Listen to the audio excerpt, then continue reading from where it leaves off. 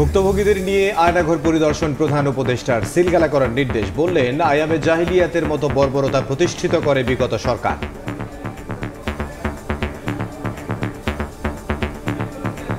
আয়নাঘরের বিভিন্ন ভার্সন সারা দেশ জুড়ে আছে। কেউ বলতে 700, কেউ বলতে 800। বিনা কারণ রাস্তা থেকে ঢুকিয়ে আনা, যারা করেছে তাদের বিচার করতে হবে, তাই নাহলে আমরা নিষ্কৃতি পাবো না। জাতিসংঘের প্রতিবেদন। That officials of the former government, its security and intelligence apparatus, together with violent elements associated with the former ruling party, committed serious and systematic human rights violations. দেখছিলেন প্রধান শিরোনাম। সন্ধ্যার সময় সঙ্গে আছি আমি। এবার অন্যান্য শীর্ষ সংবাদ।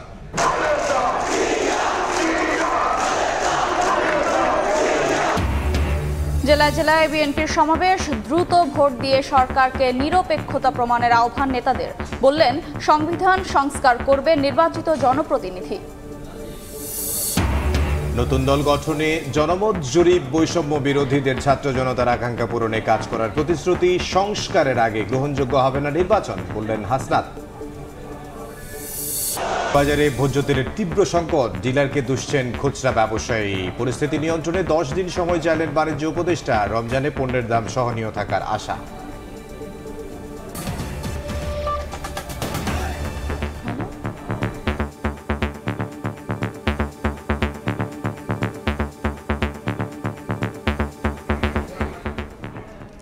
শেখ হাসিনা সহ আওয়ামী লীগের শীর্ষ নেতাদের বিরুদ্ধে জুলাই আন্দোলনে গুরুতর মানবাধিকার লঙ্ঘন ও পরিকল্পিত দমনপীড়নের প্রমাণ পেয়েছে জাতিসংঘের ফ্যাক্ট ফাইন্ডিং মিশন। প্রকাশিত প্রতিবেদনে বলা হয়েছে, 1.5 মাসে 1400 মানুষ হত্যার শিকার হয়েছেন। এর মধ্যে 12 থেকে 13% শিশু। নিরাপত্তা ও বিচার বিভাগের সংস্কার এবং দমনমূলক আইন বাতিল সহ বেশ কিছু সুপারিশও তুলে ধরেছে মিশন। প্রতিবেদনকে স্বাগত জানিয়েছে অন্তর্বর্তী সরকার। এনটিএমসি এবং পুলিশের এসবি, ডিবি ও সিটিটিসি আন্দোলনকারীদের দমনের নামে সরাসরি মানবাধিকার লঙ্ঘন করেছে। এ বিষয়ে জাতিসংঘের মানবাধিকার বিষয়ক হাইকমিশনার জেনেভায় এক ব্রিফিংয়ে বলেন, শেখ হাসিনার নেতৃত্বাধীন সরকার নিরাপত্তা ও গোয়েন্দা বাহিনী আওয়ামী লীগের সঙ্গে যুক্ত হয়ে গুরুতর মানবাধিকার লঙ্ঘনের প্রমাণ মিলেছে। There are reasonable grounds to believe সাবেক সরকারের কর্মকর্তা, নিরাপত্তা ও গোয়েন্দা সংস্থা এবং সাবেক ক্ষমতাসীন দলের সঙ্গে জড়িত সহিংস ও অপরাধী গোষ্ঠীগুলো গুরুতরভাবে মানবাধিকার লঙ্ঘন করেছে। এর মধ্যে রয়েছে শত শত বিচার বহির্ভূত হত্যা, ব্যাপক গ্রেপ্তার ও আটক, শিশুদের উপর নিষ্ঠুর ও অমানবিক আচরণ। Hundreds of extrajudicial killings. Military রাইফেলের গুলিতে 66% মৃত্যু হয়েছে বলেও উল্লেখ করা হয় প্রতিবেদনে। জাতিসংঘের কাছে পুলিশ ও র্যাবের দেয়া তথ্য অনুসারে জুলাই আন্দোলনে 11,700 জনের বেশি মানুষকে গ্রেফতার ও আটক করা হয়। একই সঙ্গে ডিজিএফআই, এনএসআই এবং র্যাব গণমাধ্যমের উপর চাপ দেয় যাতে আন্দোলন এবং তাদের সহিংস দমনের বিষয়ে বস্তুনিষ্ঠ প্রতিবেদন তৈরি না করা হয়। পুলিশের সঙ্গে মিলে ডিজিএফআই ভুক্তভোগী, তাদের পরিবার এবং আইনজীবীদের মুখ বন্ধ রাখতে ভয় দেখাতে থাকে। এ ধরনের গুরুতর মানবাধিকার লঙ্ঘনের ঘটনা যাতে আর না ঘটে সে লক্ষ্যে ওএইচসিআর এই প্রতিবেদনে বেশ কিছু পদক্ষেপ নেয়ার সুপারিশ করেছে, যার মধ্যে রয়েছে নিরাপত্তা ও বিচার বিভাগের সংস্কার, দমনমূলক আইন ও নীতি বাতিল, প্রাতিষ্ঠানিক ও শাসন খাতের সংস্কার এবং বৃহত্তর রাজনৈতিক প্রক্রিয়ায় পরিবর্তন করে বৈষম্য কমানো। জাতিসংঘের এই প্রতিবেদনকে স্বাগত জানিয়েছে অন্তর্বর্তী সরকার। এই সুপারিশগুলো সরকার অত্যন্ত গুরুত্বের সাথে বিবেচনা করবে এবং প্রত্যেকটা সুপারিশ কার্যকর করার চেষ্টা করবে, যাতে করে এই ধরনের ঘটনার আর কখনো পুনরাবৃত্তি ঘটানোর কেউ সাহস না পায়। আন্দোলনে খুনের বিচার থেকে কারো মুক্তি নেই জানিয়ে প্রধান উপদেষ্টার প্রেস সচিব বলেন, দল হিসেবে আওয়ামী লীগের ভাগ্য নির্ধারণ করবে দেশের মানুষ। তাজওয়ার মাহমুদ, সময় সংবাদ, ঢাকা। ভুক্তভোগীদের নিয়ে বন্দিশালা আয়নাঘর পরিদর্শন করলেন প্রধান উপদেষ্টা। বললেন, আইয়ামে জাহিলিয়াতের মতো বর্বরতা প্রতিষ্ঠিত করেছিল বিগত সরকার। সারা দেশে 700 থেকে 800 আয়নাঘরে 3000-এর মতো ভুক্তভোগীকে তুলে নিয়ে নির্যাতন করা হয়েছে। রাজধানীর আগারগাঁওয়ে র‍্যাব 2-এর সাবেক দফতরের আয়নাঘর পরিদর্শন শেষে ডক্টর মোহাম্মদ ইউনুস বলেন, জড়িতদের বিচার করা হবেই। দেশি বিদেশি গণমাধ্যমের প্রতিনিধি ও ভুক্তভোগীদের সাথে নিয়ে বুধবার সকালে রাজধানী আগারগাঁওয়ের র‍্যাব 2-এর সাবেক সদর দপ্তরে যান প্রধান উপদেষ্টা। সঙ্গে ছিলেন অন্য উপদেষ্টারাও। আয়নাঘরের খুপরি কক্ষগুলোতে ঢুকে ভুক্তভোগীদের কাছ থেকে ভয়ানক নির্যাতনের বর্ণনা শুনেন ডক্টর মোহাম্মদ ইউনুস।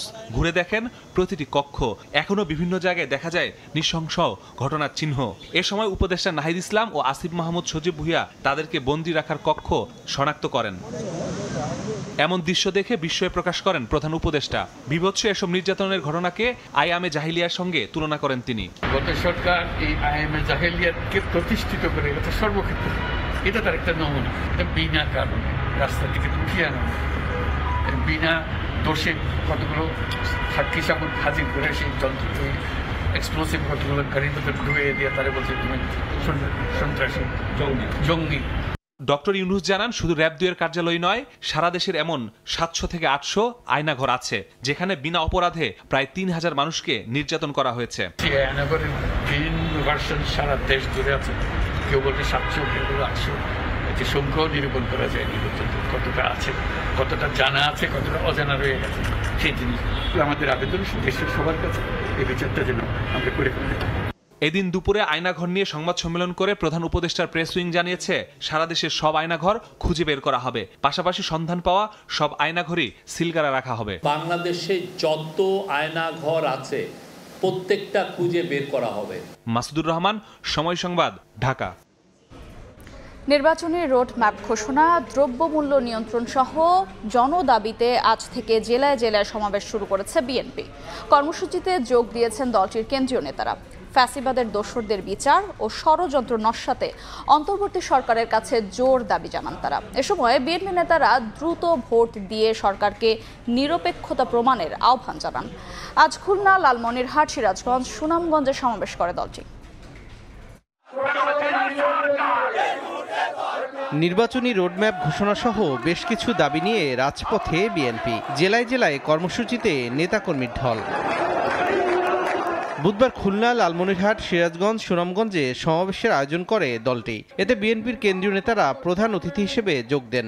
জেলা শহরের বিভিন্ন এলাকা থেকে মিছিল আর স্লোগানে সমাবেশে অংশ নেন কর্মী সমর্থকরা। তিনি হলেন আল্লাহ।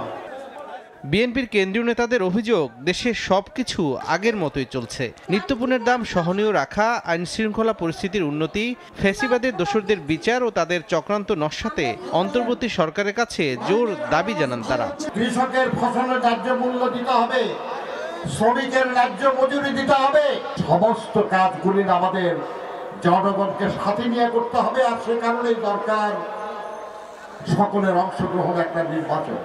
অন্তর্বর্তী সরকার শুধু সংস্কার নিয়ে ব্যস্ত মন্তব্য করে বিএনপি নেতারা বলেন, দেশের গণতান্ত্রিক যাত্রা এগিয়ে নিতে দ্রুত জাতীয় নির্বাচন দিতে হবে। নির্বাচিত সরকারই জনগণের প্রত্যাশা অনুযায়ী সংস্কার করবেন। তারা ছাত্রদেরকে দিয়ে যে একটা নতুন দল গঠন করছে, এই দলকে সংগঠিত হওয়ার জন্য যথেষ্ট সময় দেওয়ার জন্য এই তথাকথিত সংস্কারের প্রস্তাব সমূহ জনসমক্ষে উপস্থাপন করা হয়েছে। যে সকল দীর্ঘমেয়াদী, মধ্যমেয়াদী সংস্কারের কথা তারা বলছেন, এই সব সংস্কার করার প্রকৃত অধিকার রয়েছে নির্বাচিত গণপ্রতিনিধিদের।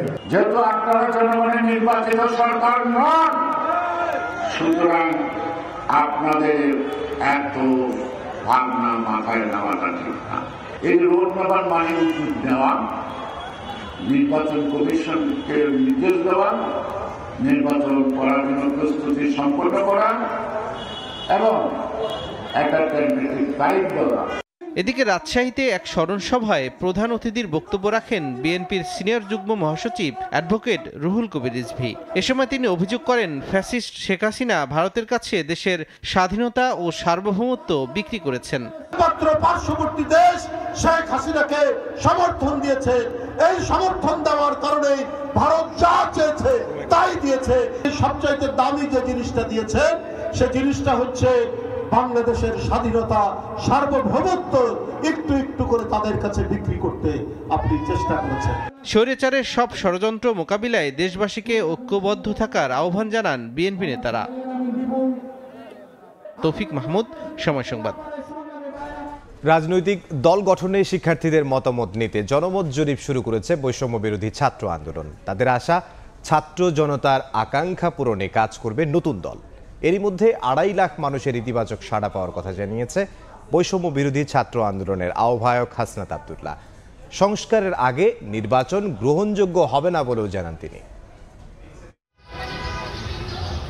নতুন রাজনৈতিক দল গঠনের প্রস্তুতি শুরু করেছে বৈষম্য বিরোধী ছাত্র আন্দোলন ও জাতীয় নাগরিক কমিটি। এর অংশ হিসেবে দেশব্যাপী আপনার চোখে নতুন বাংলাদেশ শীর্ষক ক্যাম্পেইনে জনমত জরিপ করছে বৈষম্য বিরোধী ছাত্র আন্দোলন। বুধবার ঢাকা বিশ্ববিদ্যালয়ের 6টি পয়েন্টে মতামত নেওয়া হয় শিক্ষার্থীদের।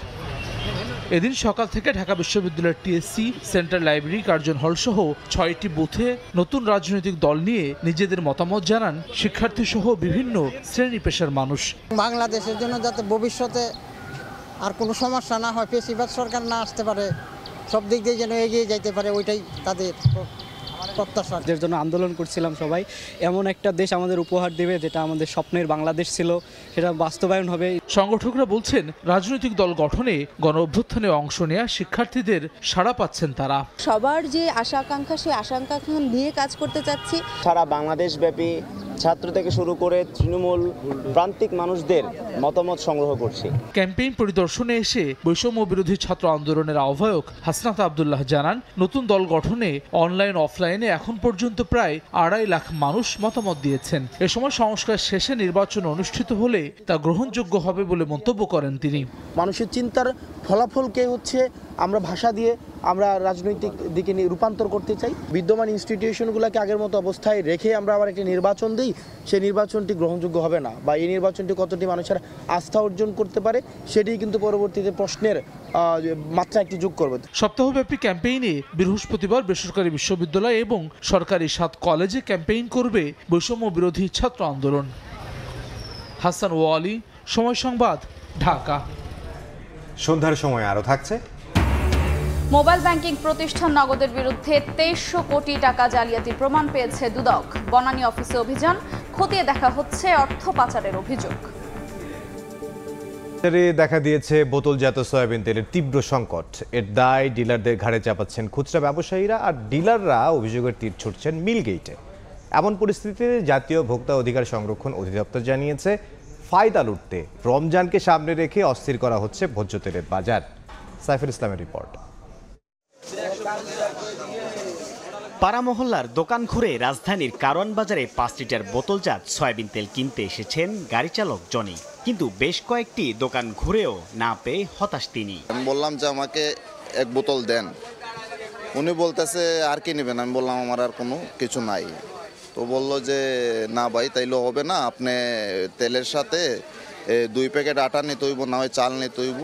বিক্রেতারা বলছেন কয়েক সপ্তাহ ধরেই সয়াবিন তেলের চরম সংকটে ভুগছে বাজার। এর দায় ডিলারদের কাঁধে চাপাচ্ছেন খুচরা বিক্রেতারা। 2 কার্টন তেল আনলাম, আটা দিয়ে দেয় 1 বস্তা। সামনে রমজান, এই অনুযায়ী ডিলার কোনো সাপ্লাই দিচ্ছে না তেল। এদিকে নিজেদের নিরুপায় দাবি করছেন ডিলাররা। তাদের দাবি, রাজধানীর কারওয়ান বাজারে প্রতিদিন 200 থেকে 250 টন সয়াবিন তেলের চাহিদার বিপরীতে পাচ্ছেন মাত্র 10 টন করে। 10 টন তেলও পাচ্ছি না। তারপরও অনেক নীতি নির্ধারণ আছে, এই তেলের সাথে এই নিতে হবে, না হলে তেলের ডিউ নেবে না।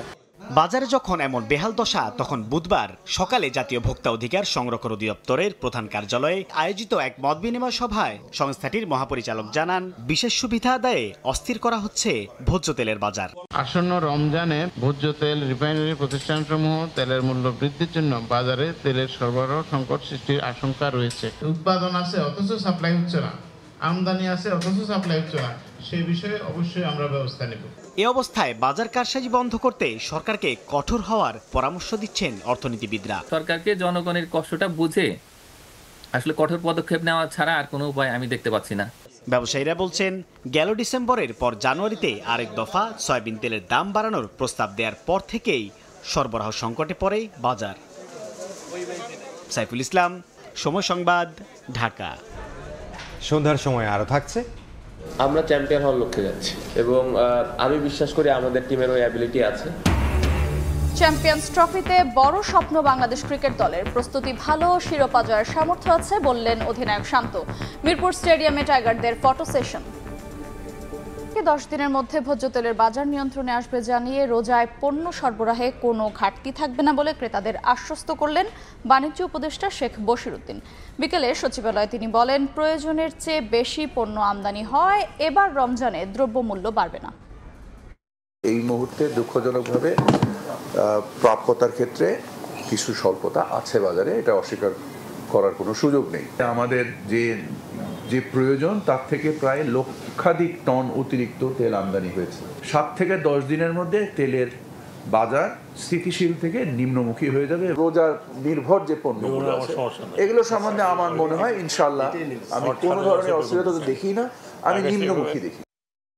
মোবাইলে আর্থিক সেবা প্রদানকারী প্রতিষ্ঠান নগদের বিরুদ্ধে 2300 কোটি টাকা জালিয়াতির প্রমাণ পেয়েছে দুদক।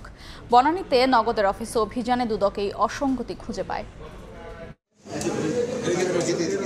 পতিত আওয়ামী লীগ সরকারের সুবিধাভোগীদের মাধ্যমে প্রতিষ্ঠিত মোবাইল আর্থিক সেবা প্রদানকারী প্রতিষ্ঠান নগদে অভিযান চালিয়েছে দুদক। 4 ঘন্টার অভিযানে তথ্য মেলে ডাক অধিদপ্তরের চুক্তি না মেনে নগদ অতিরিক্ত 645 কোটি টাকার ই-মানি ইস্যু করে। এছাড়া ভুয়া এজেন্ট দেখিয়ে 1711 কোটি টাকার ফান্ড সরিয়ে নেয়। পট পরিবর্তনের পর নবনিযুক্ত প্রশাসক বিষয়টি স্বীকার করে বলছেন, মানি লন্ডারিং হয়েছে কিনা খতিয়ে দেখবে দুদক। 3টা অনিয়ম, এক্সেসিভ মানি ক্রিয়েট করেছে, 2 ফান্ড সরিয়ে নিয়েছে, 3 নাম্বার একদম নিশ্চিত না শেয়ার হোল্ডিং নিয়ে কিছু স্ক্যাম হয়েছে। এদিকে নগদের 70% বেশি মালিকানা বিদেশিদের। এ কারণে বিদেশে অর্থ পাচার হয়েছে কিনা তা খতিয়ে দেখবে সংস্থাটি। একই সঙ্গে নগদের নেপথ্যে আওয়ামী লীগের কারা কিংবা কাদের প্রভাবে ডাক বিভাগের সঙ্গে অসম চুক্তি হয়েছে সেগুলো বিশ্লেষণ করবে অভিযানকারী দল। ভার্জিনিয়া আইল্যান্ডস এবং হংকং ভিত্তিক বিভিন্ন প্রতিষ্ঠানের শেয়ার কিন্তু নগদের রয়েছে এবং এর মাধ্যমে মানি লন্ডারিং হয়েছে কিনা, ডাক অধিদপ্তরের সাথে নগদের যে সম্পর্কটা এটা নিতে ক্ষমতার অপব্যবহার হয়েছে কিনা সেটা আমরা দেখব। এরই মধ্যে নগদের প্রতারণা ঘটনায় মামলা করেছে বাংলাদেশ ব্যাংক। তাসলিম তৌহিদ, সময় সংবাদ, ঢাকা। দেখছেন সন্ধ্যার সময়। অধরা শিরোপা জয়ের স্বপ্ন নিয়ে চ্যাম্পিয়ন্স ট্রফিতে যাবে টাইগাররা। আনুষ্ঠানিক সংবাদ সম্মেলনে অধিনায়ক নাজমুল হোসেন শান্ত বলেন, দলের প্রত্যেকেই বিশ্বাস করেন চ্যাম্পিয়ন হওয়ার সামর্থ্য আছে বাংলাদেশের। লাস্ট যে চ্যাম্পিয়ন্স ট্রফিটা আমরা খেলেছিলাম ভালো একটা মেমোরিজ ছিল, সেমিফাইনাল খেলেছিলাম, অবশ্যই এটা বাড়তি একটা অনুপ্রেরণা দিবে আমাদের। আমরা চ্যাম্পিয়ন হওয়ার লক্ষ্যে যাচ্ছি, সবাই এটাই বিশ্বাস করে যে আমাদের ওই অ্যাবিলিটিটা আছে। প্রিপারেশনের দিক দিয়ে আমরা ভালো অবস্থানে আছি, স্টিল আমাদের হাতে আরো 6-7 দিন সময় তো আছে। সো আমার মনে হয় যে এই 6-7 দিনে আরো একটু গুছিয়ে নিতে পারবো আমরা। এই পর্যায়ে শীর্ষ সংবাদগুলো জানিয়ে দিচ্ছে আরো একবার। আন্দোলনের নৃশংসন দমন-পীড়ন, জাতিসংঘের প্রতিবেদন, বিচার বিভাগের সংস্কার সহ বেশ কিছু সুপারিশ যা স্বাগত জানালো সরকার। এবং ভুক্তভোগীদের নিয়ে বন্দিশালা আয়নাঘর পরিদর্শন প্রধান উপদেষ্টার সিলগালা করার নির্দেশ, বললেন আইয়ামে জাহিলিয়াতের মতো বর্বরতা প্রতিষ্ঠিত করেছিল বিগত সরকার। এই ছিল সন্ধ্যার সময়। সঙ্গে থাকুন সময়ের।